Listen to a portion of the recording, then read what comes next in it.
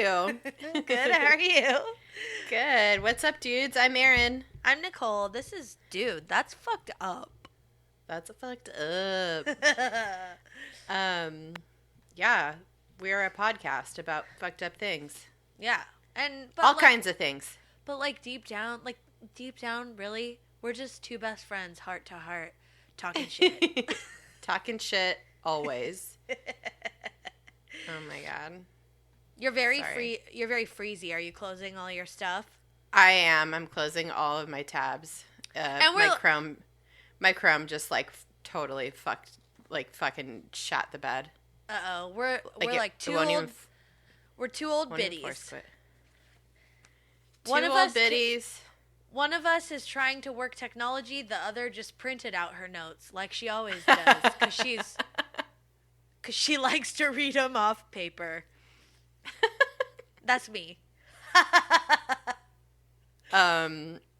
Yeah, my computer just had a real hard time there for a second. Uh-oh. So I'm just overworked.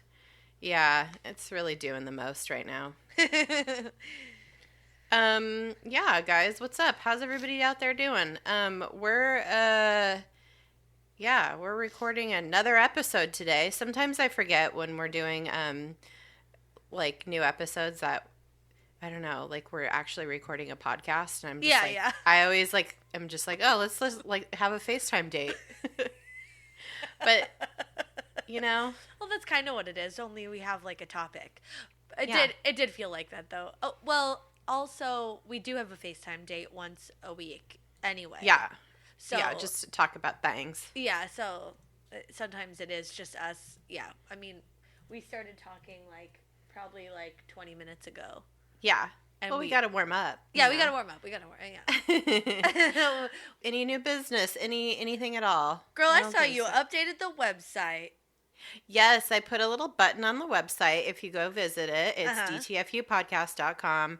And there's a little button you can go click on to leave. It'll just take you to iTunes. But whilst there, leave a review. The more reviews and 5-star reviews we have, the easier it is for people to find our little weird podcast, our little island oasis of weirdness in a sea of other podcasts. So yeah, that'd be cool. Also, let a friend know about it. I feel like we were just talking, and Erin mentioned a new podcast to me. I get all my recommendations from Erin, so.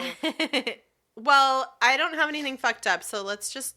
Do you want to get into it, or do you have anything fucked up? I just have one little thing. I'm cat sitting for my brother, and so I went over today just to check on them, make sure they have water, and I saw, I walk in, and it's a little disheveled. There's they've been tearing up this cardboard thing, and so there's little bits of cardboard everywhere. I'm like, oh, okay, well, they're having fun. And then I see there's some this broken glass tube. It looked like drug paraphernalia. Okay, it was weed oil or something of my brother's, and I was like, oh, great. So I picked that up and put it in a Tupperware. I think I could have thrown it away, but I don't know. I don't want to throw it away. So I put it in a Tupperware, and then I saw, so the kitties had gotten into that somehow. Then I look over, and there's a whole bag of cat treats that's been shredded, and they've eaten all of them. Shit. And I was like, oh, these kitties got high off that weed oil, and then they crushed an entire bag of fucking cat treats. Hell yeah. And then I looked in the litter box, and they had diarrhea. So cool. That's fun. Yeah, but I think I'm gonna let my mom change that. Rude. Well, I don't know. No, I might go back today and do it. But I was on the phone with my mom. No, they're gonna just shit in the house if they don't have a clean cat box. Yeah. And then you'll have to deal with cleaning a carpet. You know. I know. No, I was okay, I need to. My mom's did you change the cat box? I was like, well, I don't think there's extra litter, so I'd have to go buy some, but I have to go do stuff right now because we were recording. And my mom was maybe going to go over there and let the cats out later because they like to go on the beach. They're weird cool cats. Yeah, they're really cool. And so they like to go out and go on the beach, and then they come back or whatever. And so she's like, oh, maybe I'll go over and let them out early or later. And I was like, okay. And she's like, and I should change the cat box. I'm like, Yeah, there's like a lot of diarrhea, like right in the front. Right in the front. You're like, why'd you say that? You should have been like, oh no, it looked fine when I was there, but you might want to double check it.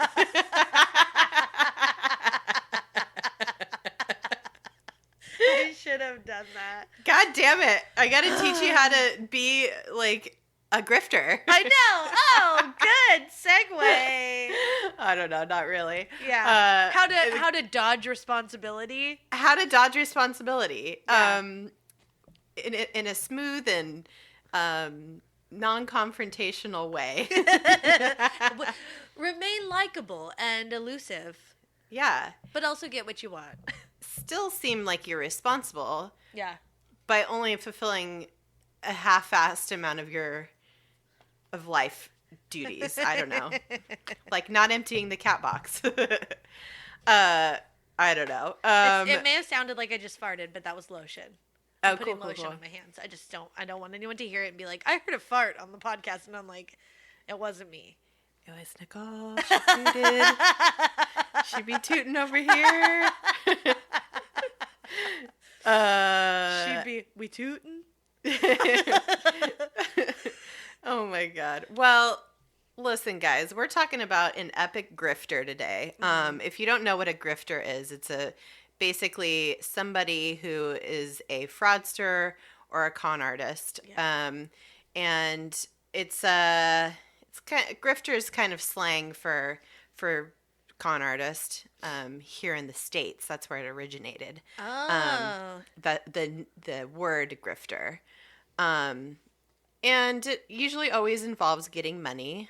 Like a Ponzi scheme is a very perfect example of somebody pulling off a grift. Oh, but that's like a very organized. Organized for sure. Yeah, yeah. But just like swindling somebody out of their money. Oh. On any level, really. It doesn't have to be like a low level grift. It could be like a high level grift. We've talked about some grifters before in previous episodes. Lou Pearlman. He was kind of a grifter. Mm-hmm. He was that was the boy bands episode. We talked about the fake Rockefeller guy. Oh yeah, Christopher Chichester. Yeah, but he like murdered somebody, so then he became a murderer, not just a grifter. Yeah, he's a grifterer.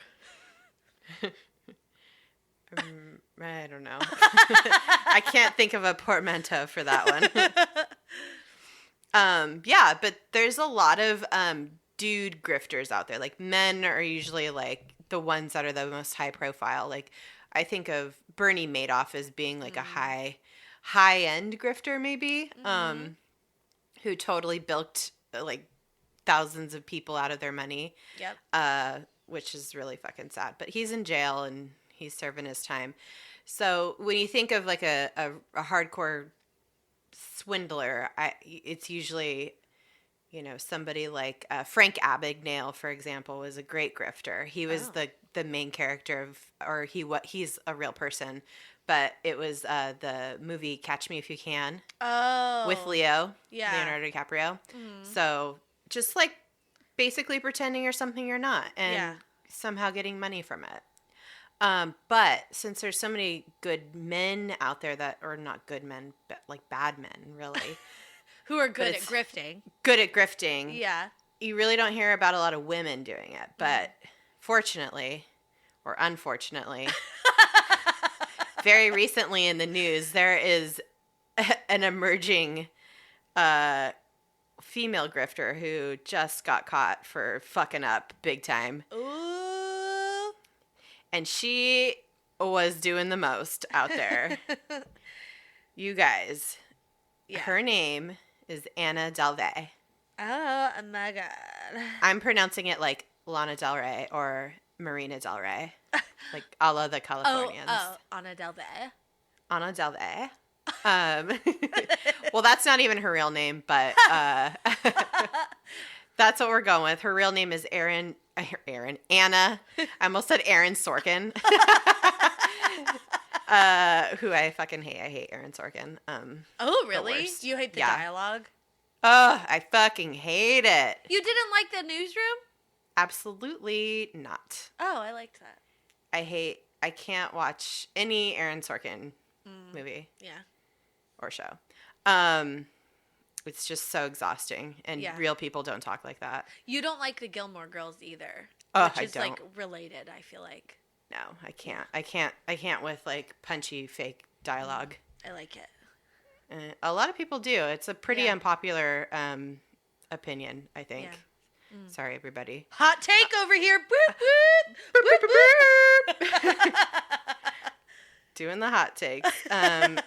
Well, her real name is Anna Sorokin.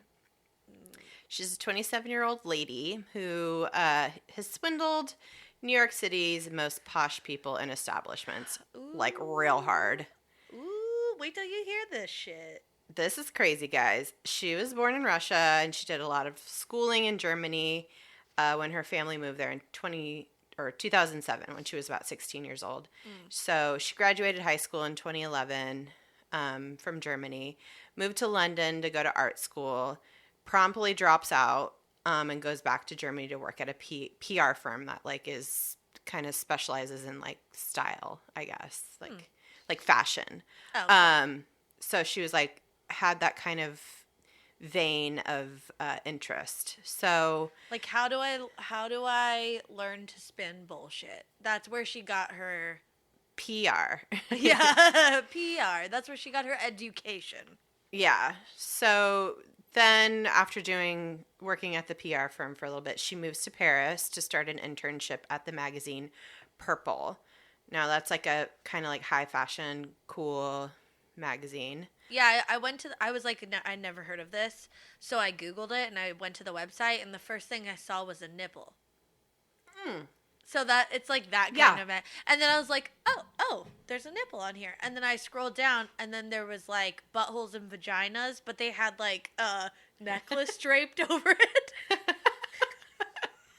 So avant-garde. It was like wait, I gotta go to their website real quick. There's like an art exhibition and it was like literally there's like a butthole vagina and you could tell that's what it is, and then there's like a long fucking Swarovski necklace or some shit like in the crack draped over it, and that's the photo. Cute. Okay, so that nipple, that's the first thing you see. It reminds me of, do you remember the old Abercrombie and Fitch? Oh my god. Oh yeah, this is yep. That's what that is. I was like, is that something else, but they're making it look like a vagina? And then I was like, no, it's a butthole and a vagina. Yeah, no, it reminds me, this nipple picture reminds me of Abercrombie and Fitch used to have these catalogs that were just like all naked. Oh yeah. Like naked 19-year-olds. Yeah, I was going to say naked 20-year-olds, yeah. But So they great. look 16. Yeah, it's creepy. But Yeah. for like me at the time when I was literally 16, Yeah, you're like, it was pretty cool. Yeah.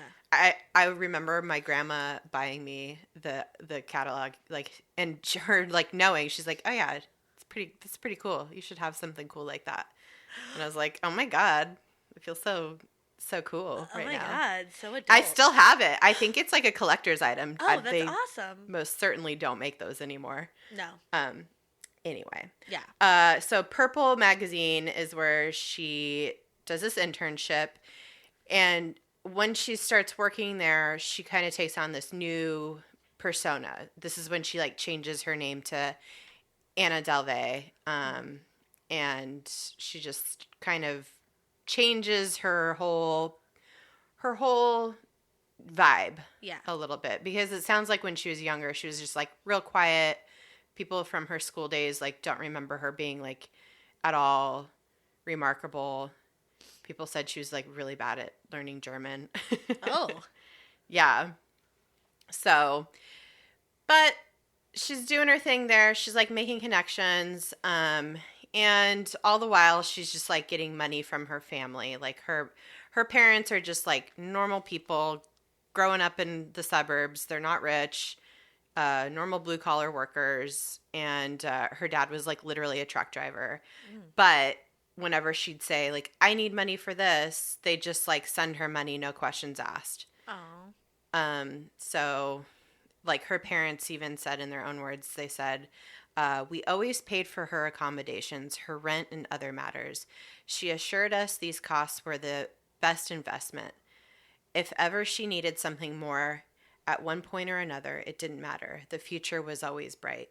That's so fucking sad. Yikes. So she's doing this internship, but she decides she wants to branch out with her scamming because, like, I feel like that's already you're kind of scamming your parents when you're just, like, consistently asking for money and not, like, really feeling bad about it. I don't know. Yeah.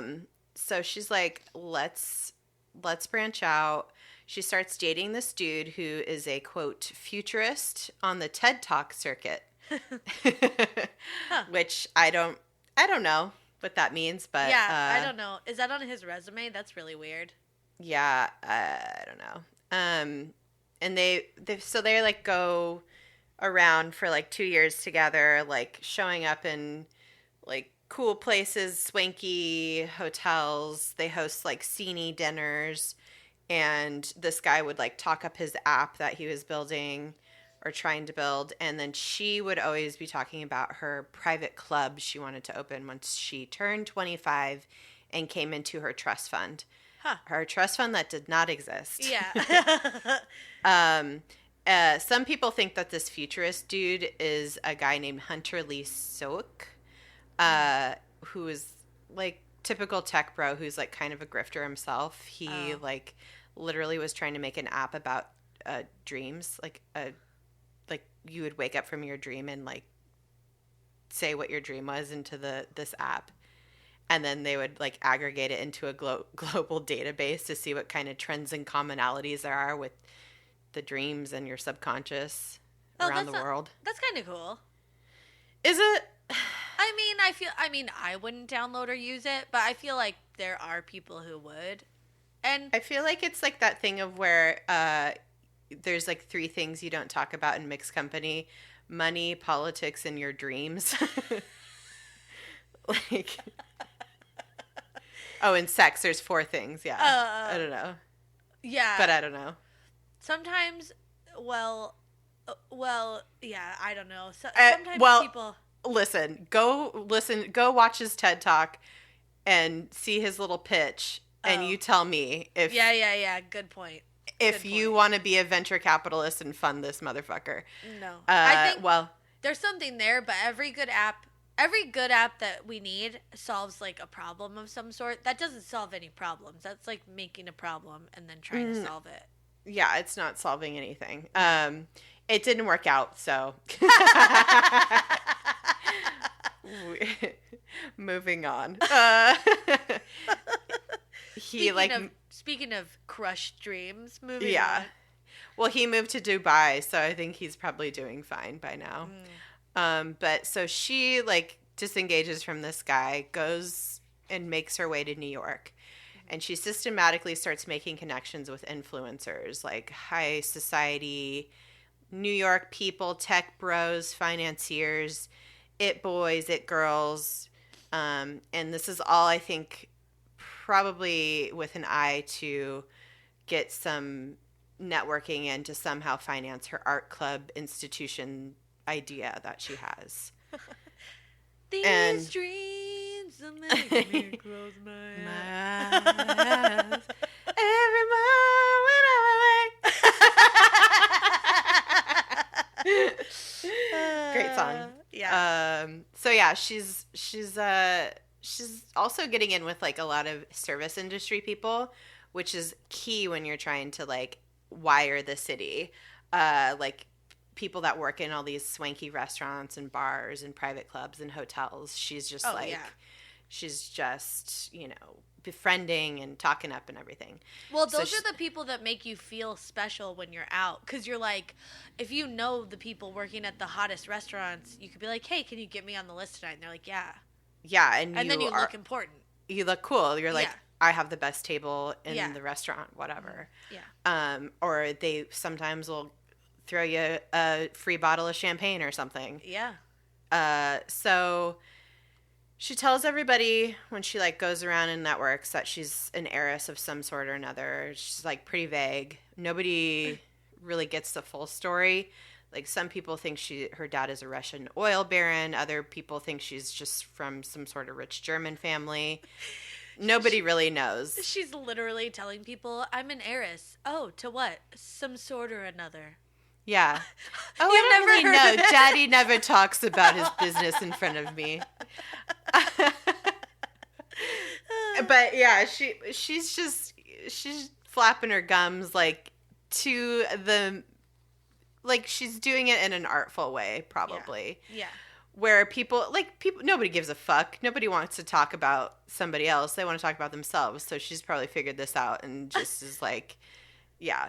Yeah. So she's given people just enough information to make them think that she's from some kind of money. And she's like, yeah, she had to have been good at it, because if she's just acting like straight trash, none of them are going to hang out with her. So she must have like figured out how to be like just sophisticated enough and like under the radar enough. Yeah, exactly. So she starts living at this new-ish boutique hotel that opened up in the spring of 2016, called 11 Howard. This is like a cool fucking hotel. I like went to their website to see what it looked like. It is really rad. And there was such a new hotel that when she first started staying there, and the people that work there somehow assumed that she had a relationship with the hotel's owner, that they never get a credit card on file for her, and they allow her to pay for most everything in cash, like that she needs while she's there. But she basically has an open tab, and she'd regularly like slip the hotel workers, like the concierge people, the bellhops, the whoever, $100 bills anytime she'd have any kind of like interaction with anybody. And it most definitely endeared her to the staff. And on top of her being like a cute little white girl with like a vague German accent, everybody was like, cool, whatever. Yeah. So she could just get away with whatever. She could just walk around this hotel like in her robe and nobody gave a shit. Yeah. And she like literally lived there. Like she was just there all the time. Yeah. So she's there. She's racking up tens of thousands of dollars in expenses and putting them all in the room, which there's no credit card to pay for. She dines constantly at the super fancy like in-hotel restaurant that's there called Le Coucou, which is the chef is this guy Daniel Rose. He's a famous Parisian chef, and it's part of the Steven Starr restaurant group. Steven Starr is like a huge restaurateur. So this is not a cheap restaurant. This is not like your regular hotel bar restaurant. This is like a destination restaurant. Yeah. It just happens to be in a hotel. Right, exactly. Yeah. And she puts all of her food, whatever kind of huge meal she has there, which is probably like at least $300 every time she eats there, on her room tab. Yeah, so like I said, her motivation is really, it seems like her main motivation for all this networking and all these like this like whole persona is she wants to create this private club, this art institution or whatever the fuck. And she is like determined to do this, and it helps her weasel her way into some very top financial people's worlds. Oh my God. So how she really gets her foot in the door is she had this network already set up from working at Purple magazine. She and through Purple, the editor-in-chief who she like befriended, basically, she endeared herself to. She was connected to and befriended a dude named Gabriel Calatrava, who is one of the sons of a famous architect called Santiago. And his family's real estate advisory company called Calatrava Grace helped her kind of get meetings with people.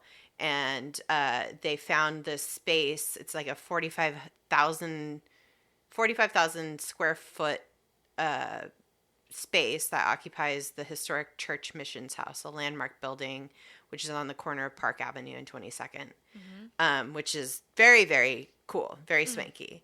And so through her connection with this Calatrava family, she meets with one of their executives, whose name is Michael Jaffe, who happened to be a former employee of the building's owner, the space that she's looking at, who is owned by the the developer Abby Rosen, who also happened to own 11 Howard, the hotel that she's been living in.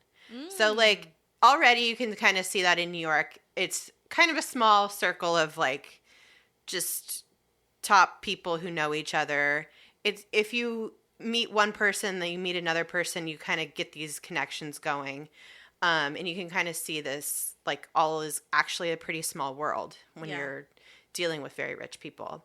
Also, I feel like if you're meeting this girl and she's like, oh yes, like I want to do this thing or whatever, and you're like, oh yeah, she must have money. Like you wouldn't guess that that she's faking it. Right, You know especially if she, like, somehow has these connections to legit people. Yeah, and she has these grandiose ideas of, like... Yeah, it's very disarming, and it's very, like, oh, okay, she's a rich kid, cool. Yeah. And she wants to be taken seriously, quote unquote, by all these people. So she really, like, pursues meeting all these big name dudes. And so through this Michael Jaffe guy, and going back to, like, the developer who owns this building, Abby Rosen, I think she, like, drops his name and he kind of verifies when she starts living at the hotel. And that's why they kind of, like, brush off the whole credit card thing in the very beginning. That's, like, what I think, but I don't know. Yeah, no, I think that's right. Because that just makes no sense. I've never heard of a hotel, like, being, like, totally fine with not having a credit card on file, which is crazy. This is weirder to me because they, like, the reason they allowed it is because she said, oh, I'm going to wire transfer you some money. So don't worry. And then, she's like, when I need to move on, I'll just wire transfer you the money. Yeah, but I think even throughout, because, like, it's not like no one noticed she was racking up this crazy bill, and then, like, a month later, it's like, they're like, oh, hey, we just want to make sure we get some money from you. You've been here a few days now, blah, blah, blah. Yeah, I'll wire you some money. And I think maybe she did, like, a few little small increments, so that they were always like, oh, she's good appeased. Yeah, and every time she'd have any kind of interaction, like I said before, she'd slip $100 bill to, and buy people gifts and stuff. Like, she just seemed good for it. Yeah, like, she was, like, throwing money around enough that they were like... They're like, oh, yeah, she's legit, yeah. But that's also fucking dumb as shit. Yeah. So she starts meeting these, like, big name people in, like, in food and beverage world. Like, really, really high-end food and beverage world.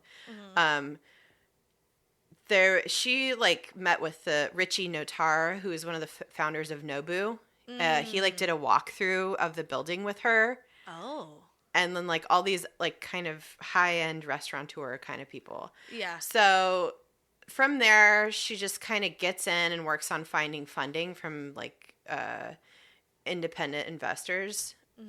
But then she decides she doesn't want to do that. She doesn't want anybody telling her what to do. So she decides she's going to just pretend that she has money and work on getting a loan, which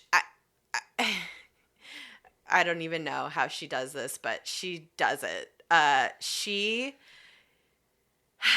goes to some of her finance friends. Like, she's like, how do I, like, get a loan for my space, for the thing I want to do?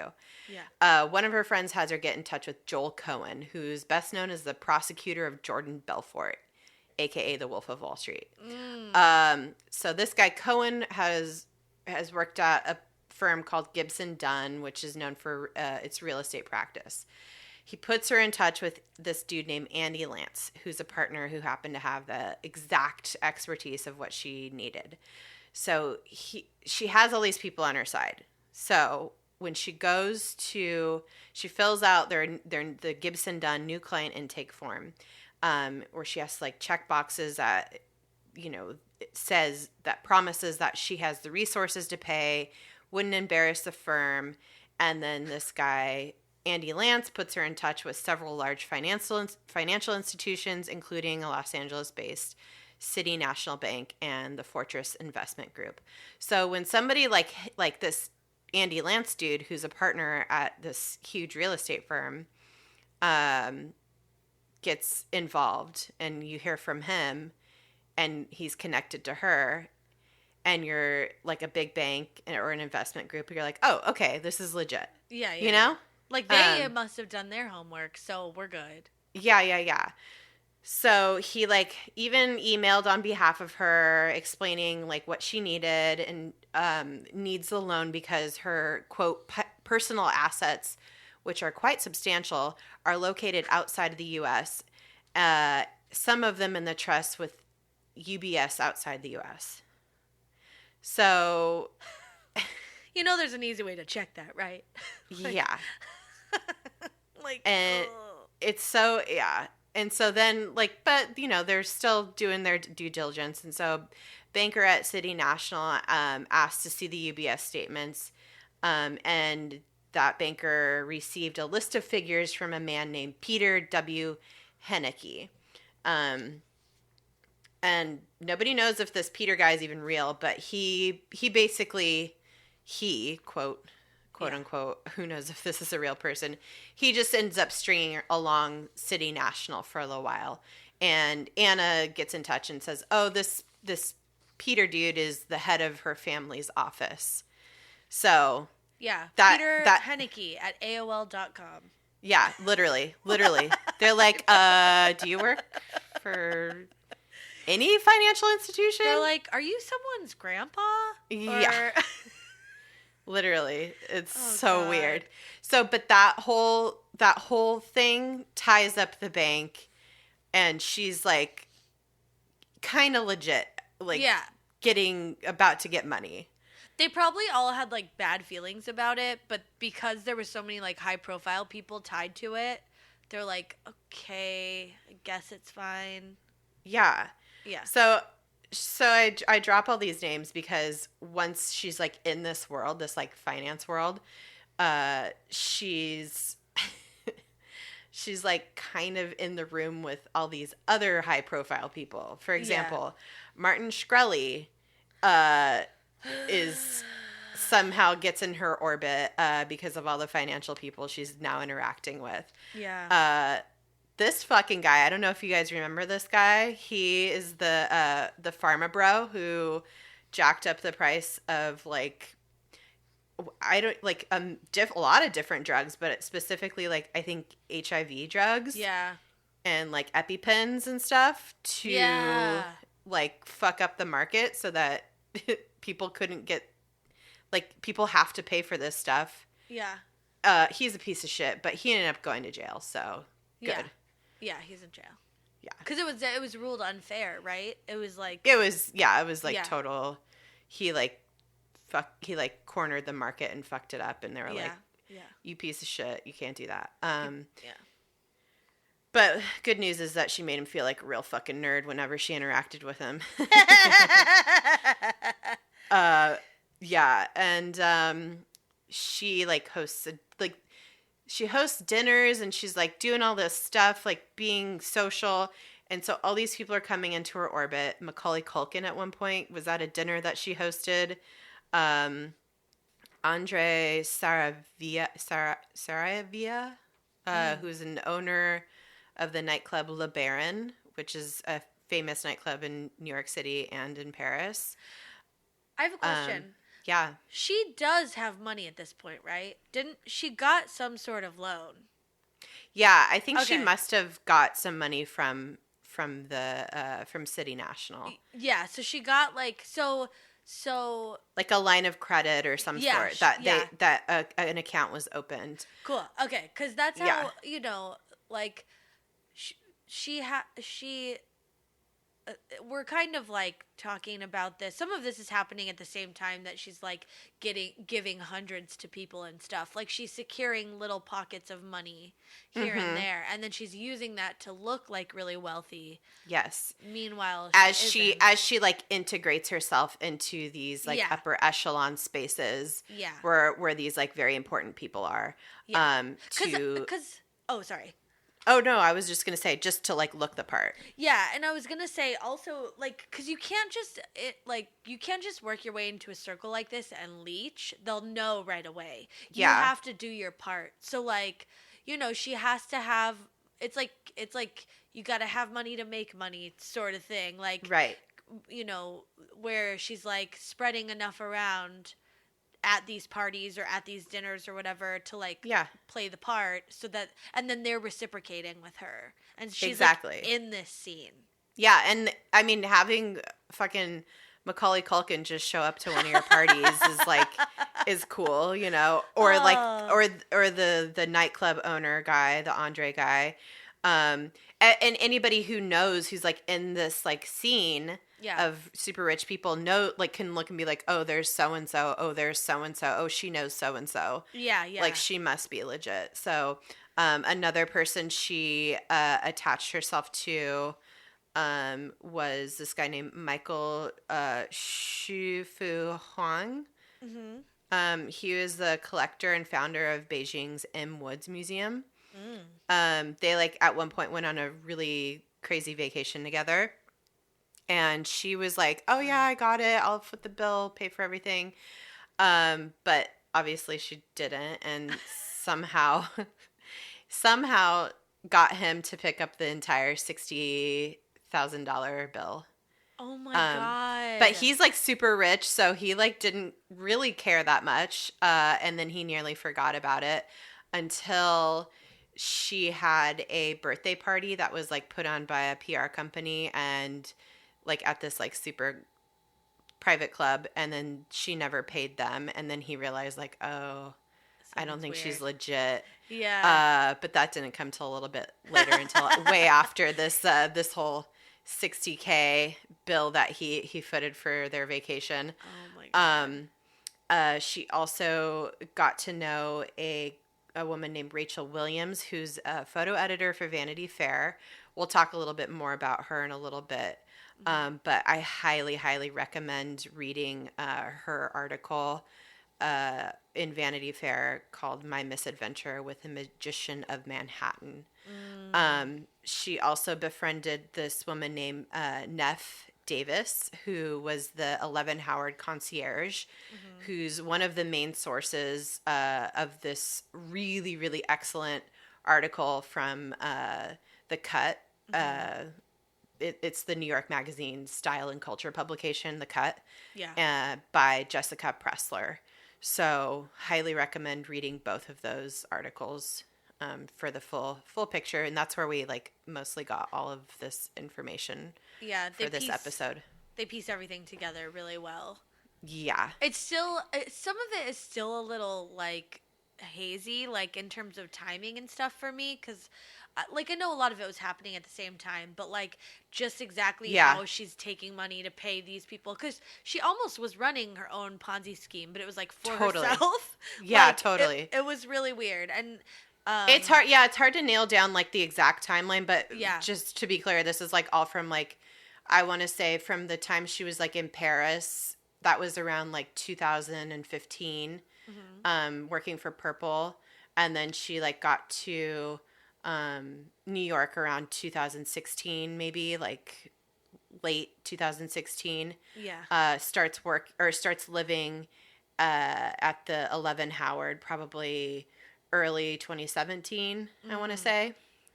So that's kind of seems what the timeline is, but it all kind of starts to crumble towards the end of 2017, and we'll start talking about that in a second. But real quick, one of the last people that just came out in the news is somebody who she was attached to, is this guy Billy McFarland, who, if you remember, this guy was the organizer. I want to say organizer in massive quotation marks, because he proprietor or I don't know.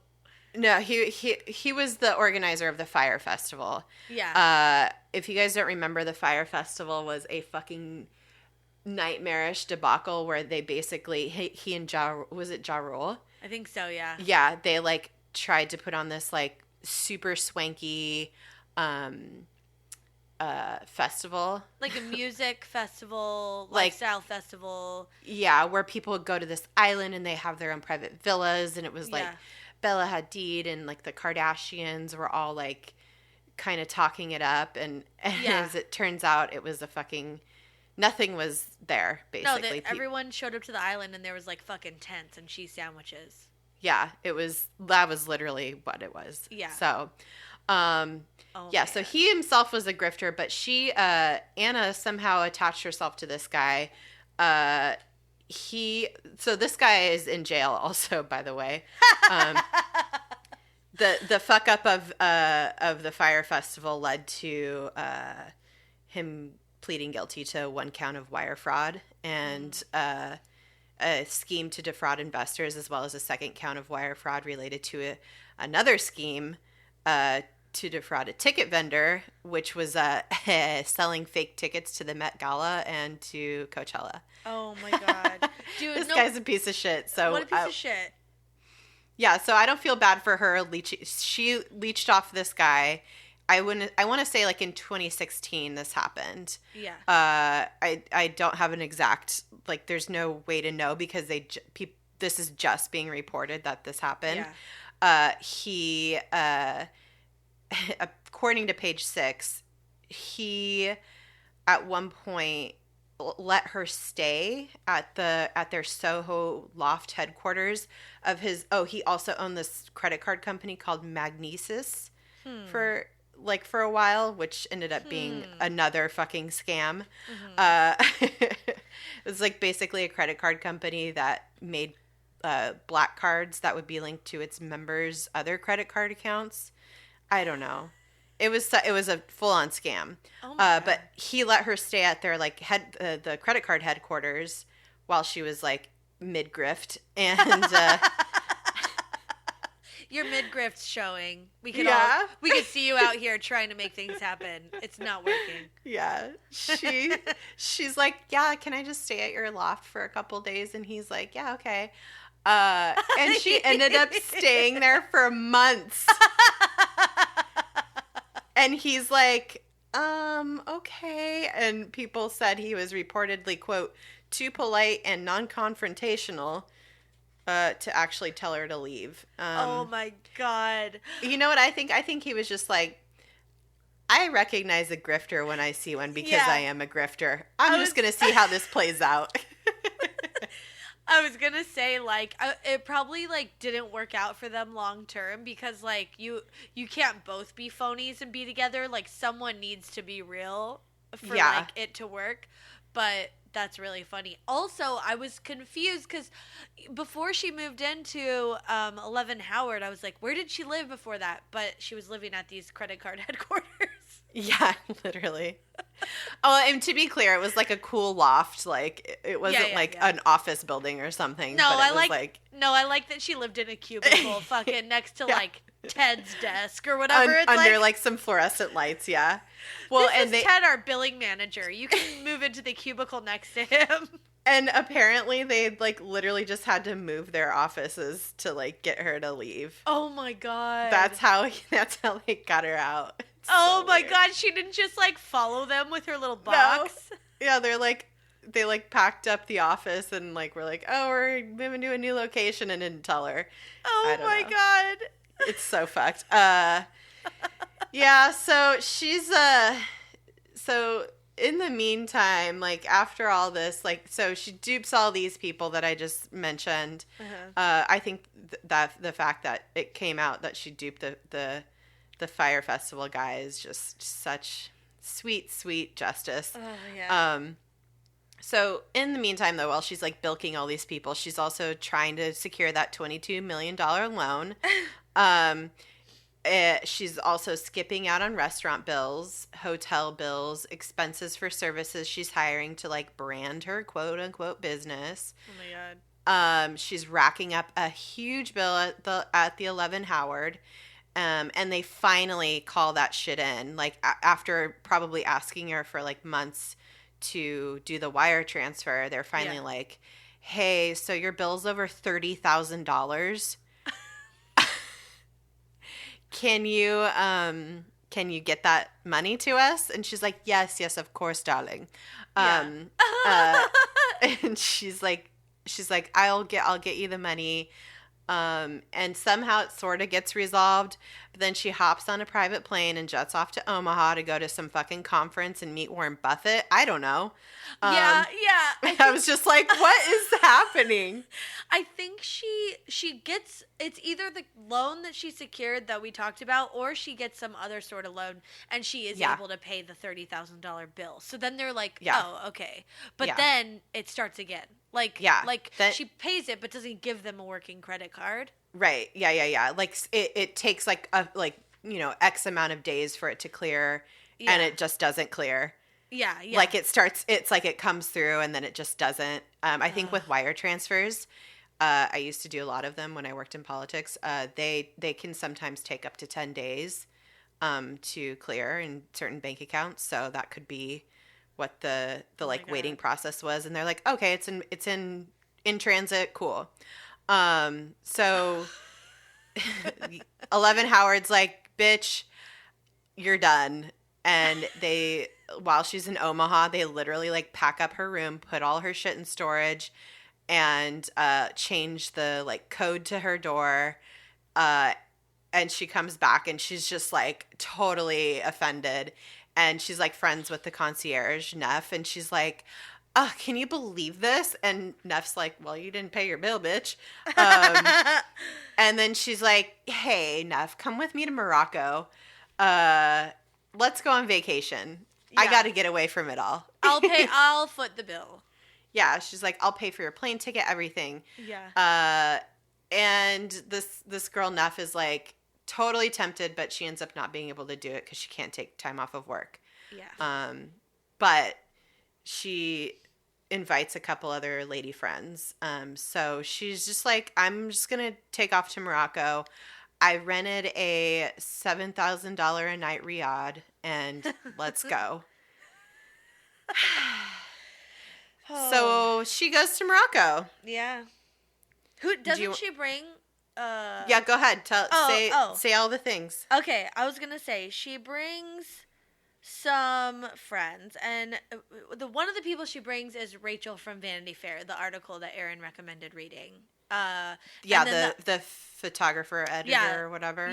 Yeah, they're the photog from Vanity Fair. Very shishi. Rachel Williams, photo editor from Vanity Fair. Yeah, and the other person is, and I don't know this person's name, but she's her personal trainer. So, like, at some point, she was like, I want to get a hot bod to match all my money that I'm pretending I have. Yeah. And she works with a personal trainer who's, like, a little bit older and, like, I think feels bad for her. And so I think she's like a life coach too, right? Yeah, she's like a life coach. And so she's like, you know, they kind of have a lot of heart-to-hearts, especially as the 11 Howard is like hounding her for money and stuff. She's like really upset, and so they have a friendship. And so she's like, you guys come with me, let's go. So they go to Marrakesh and they do their thing there, and I think somehow it's fine while they're in Marrakesh, but then they get to Casablanca for like a couple days. Yeah, for a couple days, things are fine. Things are fine. And then they're there and they come up to them. And they're like, listen, your credit card's not working and you've already racked up a shitload of money. Like at the place she's staying. Yeah. Like they're at the hotel, and the hotel people are like, listen. And it's like a private hotel. Like it's hard to explain. It's like fancy. It's very fancy, but there's like an entire staff that's like waiting on them. Yeah. But they're like pretty much there by themselves. And this is like the $7,000 a night place.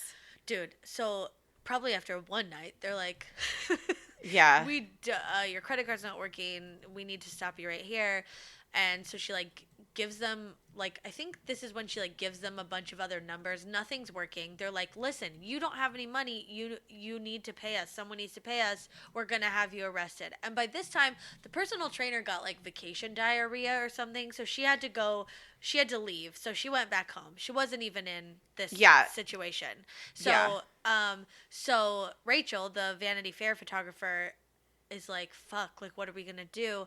They're like threatening they're gonna arrest like, we're them gonna all. arrest you. Yeah. Because like she can't be like, oh well, she said she would pay for it. They're like, someone needs to pay for this right now. Yeah. So she gives them her American Express credit card that I think was like her work credit card that she used for expenses, and she had to put up. They had racked up what $62,000. Yep. On that trip, and she had to put that all on her credit card. Yeah. And of course, like, fucking little Miss Grifter was like, "Oh no, don't worry, I'll get you. It's fine. Like, I got you back." And like, she never saw that money.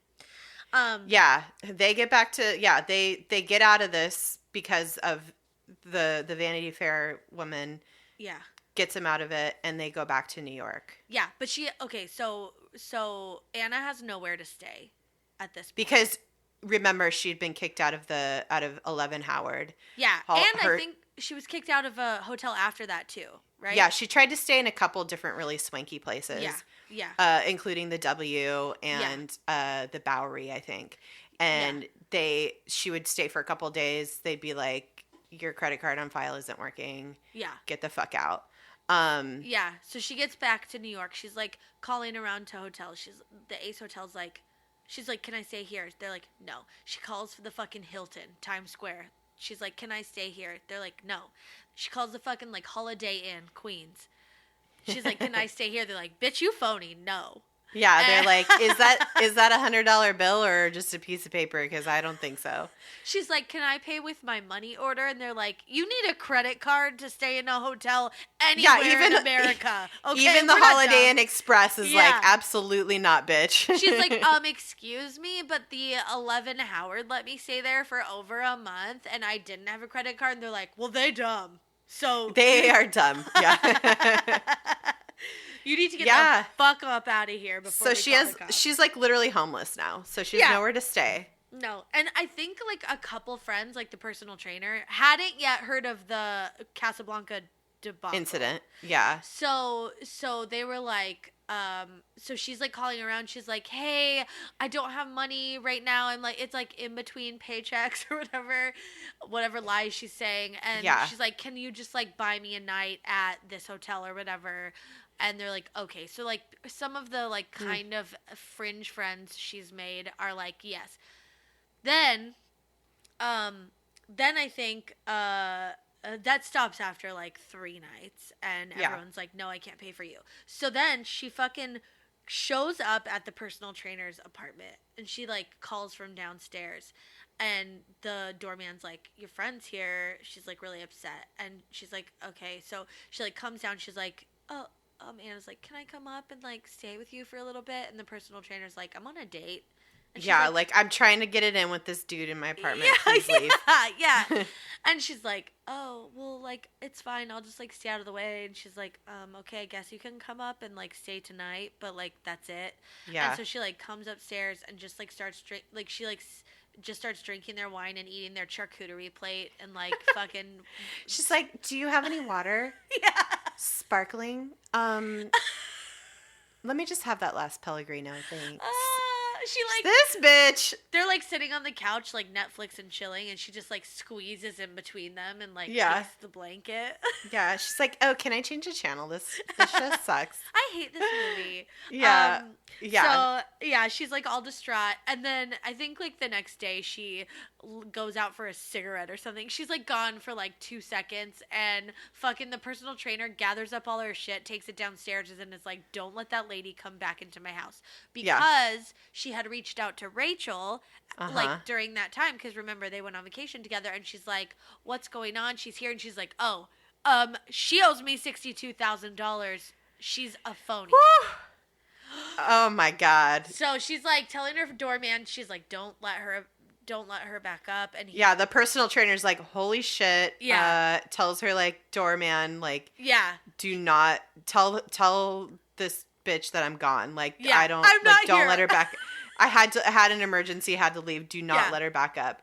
But she comes back, and the doorman's like just texting up to the lady, like, "She's still here. She's like crying."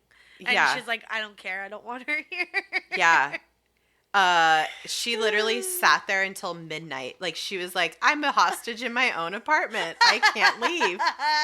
So good. Yeah. So it's crazy. And in the meantime, this poor woman, Rachel, the Vanity Fair photographer is just like freaking the fuck out because she is out $60,000. That's like more than she makes a year. Dude. She's like freaking the fuck out. Yeah. And then, so I guess they all kind of get together, like the personal trainer, Rachel, and a couple other friends get together and confront Anna about her fuckery. And they're like, what is going on? And because they all, at this point in time, know about the debacle in Morocco, and the fact that she still hasn't... The Morocco, the fact that she still hasn't paid poor Rachel back, who's like not in a position to have spent that much money at all. And they're just like, what are you doing? And then Anna's like, but like you guys are picking up brunch, right? Yeah. Exactly. And in the meantime, all of her debts are getting called in. She is getting caught as fuck right now. Oh my God. So remember how she was trying to get that $22 million loan? This is like in November of 2016. That's when she secured the $100,000 line of credit somehow. I don't know. Yeah. And I think this is how she was like keeping it all moving, like always had money in her pocket is with this. But this line of credit was to fulfill a due diligence requirement with the larger investment company that she was trying to have fund her little project. And they end up giving her the money, but she freaks out kind of midway through the whole transaction and just backs out, but hangs on to $55,000 of that line of credit. Oh my God. And still has the account open for it. And she starts, going on shopping sprees. And then she starts depositing bad checks into this account. So she ends up depositing $160,000 worth of bad checks into this account. And she manages to draw $70,000 from the account before the checks are returned, which is that's how she managed to like weasel out of the 11 Howard bill. And then she realizes like towards the end of the road, like she is truly fucked. Yeah. So she just starts forging wire transfer receipts. Oh my God. So she sends these phony wire transfer receipts to a bunch of people, including City National, the bank that had given her the $100,000 line of credit, and like opened that account for her for the larger investment company. Yeah. She forged one to Rachel Williams and a bunch of other, places around town. And then as it turns out, her family advisor, Peter Henneke, she had killed him off. He wasn't a real person, but she like claimed that he died. So when people started asking more questions, like the banks and stuff, who were like, so like emailing the Peter Henneke guy, they were like asking all these questions, and she's like, he's dead. Please don't disturb our family at this time. Yeah, she's like, they're like, so this Peter Henneke, and she's like, what? Why would you bring him up? Yeah. She like killed this fake guy off so that she wouldn't have to answer any more questions to the bank. And I think I read that the phone number she had on like whatever form she filled out from him on her behalf, it was like a number to like a local bodega or some shit. Oh, I thought you were going to say it was like 212-555-5555. Yeah, 1234. So she wrote all these bad checks around town. She had all this debt, and it was all just getting called in, and she got arrested finally. And it was like this poor Rachel woman, the Vanity Fair photographer, who was like, she like had gone around trying to figure out what to do. She like did not know what to do. She was like, I just got swindled out of like $62,000. I'm fucked. I'm fucked. Yeah. And she went to a like civil claims court, and they were just like, this exceeds the amount of trying to file a civil lawsuit. You need to like check it. She like went to all the law enforcement. She finally got on the right track, and they were like, and I think she called like a fraud division of like the police department or something, and they were like, "Oh, we've been investigating this person. Oh my God. So you definitely have a claim. You're gonna have to be involved in this investigation." Oh. She like stood trial. She gave her whole fucking thing. So anyway, that was a little bit later, but when she had all these misdemeanor charges pending that they were going to arrest her on, which she knew she was about to get caught. So what she did, she deposited 2 more blast bad checks into an account at another bank, and she got $8,200 from that. And then she hops on a plane to California, and she got arrested in California, right outside of Passages in Malibu. Oh. Which is a rehab facility. Yeah, fancy one. Yeah, a really fancy one. And then they can you buy a plane ticket with cash? How did she get there? I think you might be able to like at the front desk. Okay. Like at the airport? Or unless maybe you like buy like American Express gift cards or something. Yes. Okay. Yeah. You know, I don't know. Yeah, I don't know. So they toss her ass back on a plane, back to New York. And she faces 6 counts of grand larceny and attempted grand larceny, in addition to theft of services, according to the indictment. And the Manhattan District Attorney's Office said the damage might be as high as $275,000. Oh my God. Which is crazy. Yeah.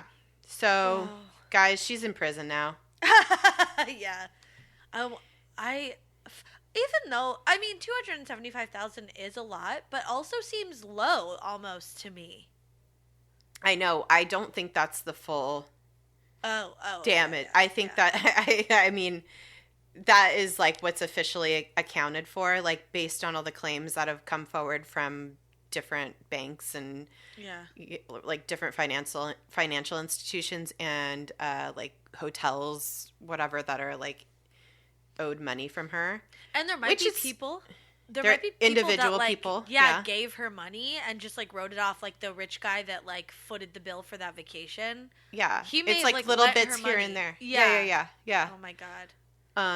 Who knows? So there's all these like small claims, like probably floating around too, like in addition to that initial figure, which it's still a lot of money, but it's because she didn't get very far. Yeah. Like if she would have like gone as far as she could have gone with the like the bank loans and stuff. Yeah, who knows? She didn't go full Madoff. No, she didn't go full Madoff. No. Not in any way. No, she went like a quarter Madoff. Not even. Not even. Yeah, but I love that when she got to jail, she was like, like it's like, what are you in here for? Oh, like financial crime or whatever. And then she like got into the group with like. Oh, and by the way, she's at Rikers. Yeah, dude, that's hardcore. That's hardcore. Yeah, it's like not. No, there's like people who've done some shit. She's in prison with murderers. Yeah, and she's like, and like a cute little socialite. You could look at her Instagram, and it's like so trying so hard to be artsy. We should write her a letter. She has like her address there. How you can send her a letter. Oh my God, that'd be weird. But she's like in prison, and everyone's like, "What are you in for?" She's like, "Financial shit," and they're like, "Oh, the financial girls are all over there," and they're all like, hi," and then she like goes over there, and then they're all like, come join us, and she's like, "So how'd you get here?" And they're like, "Oh, I like stole other people's identities and like racked up millions of dollars worth of like debt," and then she's like, "Oh, you could do that? I didn't even know you could do that." Yeah, and then they like fucking teach her how to steal people's identities. She is like. She's in the school of hard knocks, guys. She's learning at the feet of like seasoned criminals now. She might have been in like the upper echelons, like totally scamming people, but like she could have gone way further if she just would have had a little bit of education about it. These are like fucking toddler crimes she committed. She's like on these like baby crimes, and they're all like, no, I'm a full-fledged adult. I've stolen identities and gotten millions, and it's like, she's like, oh wow. Yeah, so she's picking up all this info from these girls in prison now, and she's like, very interested with all the murderers that are there. Yeah. It is just so much. And she says she actually likes prison. Okay, Rich. The only good thing that's coming out of all this, you guys, is that Shonda Rhimes has acquired the rights to the New York Times Magazine piece, the from The Cut, and she is going to develop a Network's original series based on it. Oh my god! Based on this crazy story. Shonda motherfucking Rhimes. It's gonna you be guys. so good. I want to write this. The creator of Grey's Anatomy and Scandal and all the other most amazing, best TV shows of all time. Yeah. What other ones? How to Get Away with Murder. Oh, okay. I haven't watched that one. Oh, so good. Yeah, I will watch the fuck out of that show. I will watch this because I like I really like the whole idea. Yeah. But she's in prison, you guys, if you want to write to Anna Delvey. She's there. She's at Rikers. And apparently she's just living it up. Yeah. She doesn't have to pretend in there. Maybe it's like a break. Maybe it's like really actually comforting to her because she's like, totally. I don't have to pretend in here. Everyone knows I don't have money because I'm here. Yeah. No, she still insists that she's good for it. Like if she's like, because she can't be released on bail, I think, because she's like a flight risk. Oh my God. So she's they don't have a bail set for her. She's like, yeah, but if they just set the bail, like I would just be able to bail myself out. Oh gosh, I feel like there's so many details to this that we didn't even go over that I know, but it's just a lot, and it's a lot. Fun. Read the articles. There's lots of little treasures. Yeah. Oh my God, the Vanity Fair article and the article from The Cut from New York. Yeah. New York Magazine. Some people call her a modern day Robin Hood. Robin from the rich and handing out hundreds to the hotel workers and Uber drivers. But I don't know. I think she's just a piece of shit. Yeah. Or was she doing the Lord's work? We don't know. I don't know. No, it's hard to she's say. A piece of shit. Yeah. She sucks. Get a job. Yeah. Like, get a real job. Like, just... I hope she has to clean the toilets at the jail now. Ugh. God willing. Who knows? Yeah, who knows? Yeah, that's all I guess I could say about her. Yeah. She's wild, man. And she just really went the extra mile. Yeah. Anna Delvey. Anna Delvey. Yeah, follow us on social medias. Mm-hmm. At DTFU Podcast everywhere. Instagram, Twitter, Facebook. Send us an email if you'd like, dtfupodcast@gmail.com. Yeah. Or you could just go to our website, dtfupodcast.com. And that has all the things on there that will direct you to all the places where you can contact us. Yeah. That's it. Mm-hmm. Don't be a grifter, guys. No. Don't get grifted. Yeah, don't get grifted.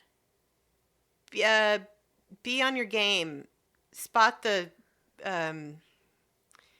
flim flam men and women in your life and say, we could be friends, but don't take money from me. That sounds like a really fun bar game, like Spot the Grifter. There's got to be one in every crowd. Oh, there always is. All right. All right, guys. Be excellent to each other and to yourselves. Yeah. Tell a friend about the podcast. Oh, tell a friend. Yeah, that's excellent. Yeah. Bye-bye. Bye-bye. Bye. Bye.